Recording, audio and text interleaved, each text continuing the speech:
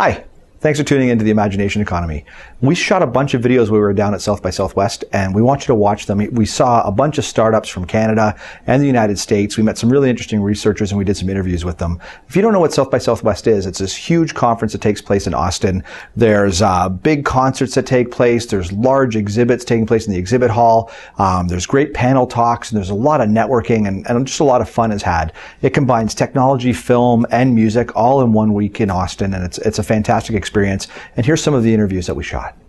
So I'm here with Clint. He's from Toronto, Ontario, Canada, and he's got a company he's going to tell us a little bit about. So what's the name of your company and what does it do? So we're called Sascea, and we build enterprise SaaS solutions for business. Everybody's been focused on consumer social media, which is amazing. There's a lot of interesting innovation coming out of consumer social media. Nobody's been focusing on business. Business has been completely just left to the sidelines. So we started creating some really amazing business apps to help you run your business from 15 to 5,000 people. Beautiful user experiences, easy-to-use software that manages your entire company all the way through.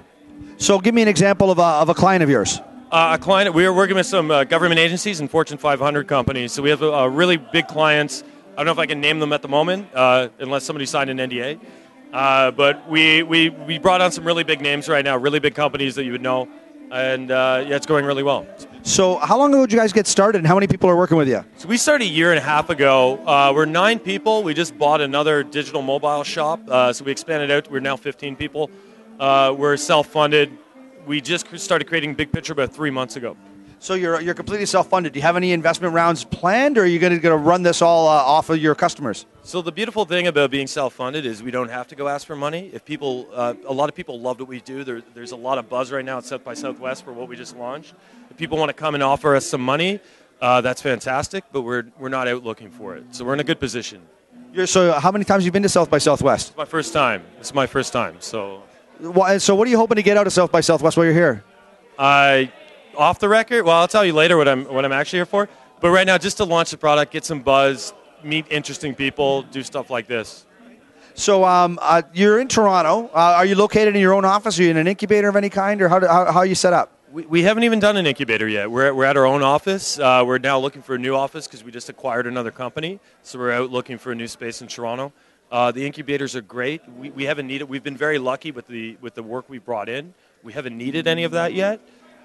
So we actually haven't even looked into it. So it's all self-funded. We're doing our own thing. We're really happy about that. So you're set up in Toronto. How come you ended up there? I was born and raised in Toronto. I love Toronto. And we're looking at opening a New York office right now, but you got to get the visas sorted out. And, Toronto's got a great culture. There's a lot of cool tech stuff coming out. A lot of great people in Toronto. It's my home. I love it. So that's why we're there. What do you think the biggest strengths are for Toronto?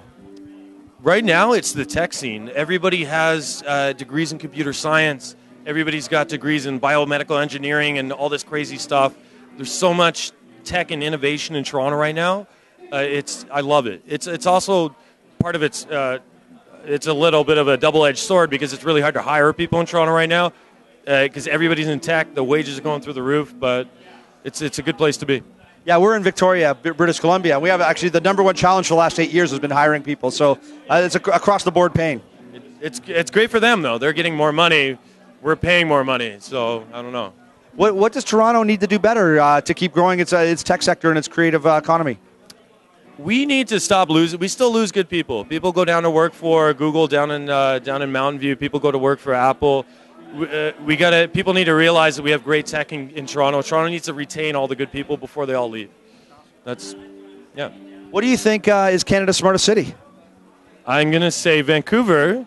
Victoria, British Columbia. What do you think is Canada's most romantic city? Montreal, I guess, if that counts as romantic. No, Victoria, British Columbia. What do you think is Canada's fittest city? It's definitely not Toronto. Victoria, I think. Victoria, British Columbia.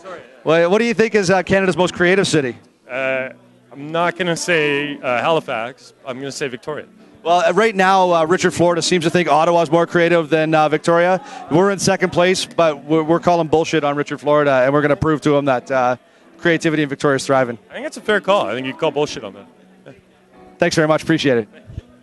Thanks a lot. Great. So we hope you enjoyed that interview. We're from Victoria, British Columbia. We call it the Imagination Economy because our city's made up of great creative people that are doing cool stuff. Come by and visit sometime, have some craft beer, check out some live music, or join a tech company. It's a great place. We put a URL down below, theimaginationeconomy.com. Check us out, and thanks for watching.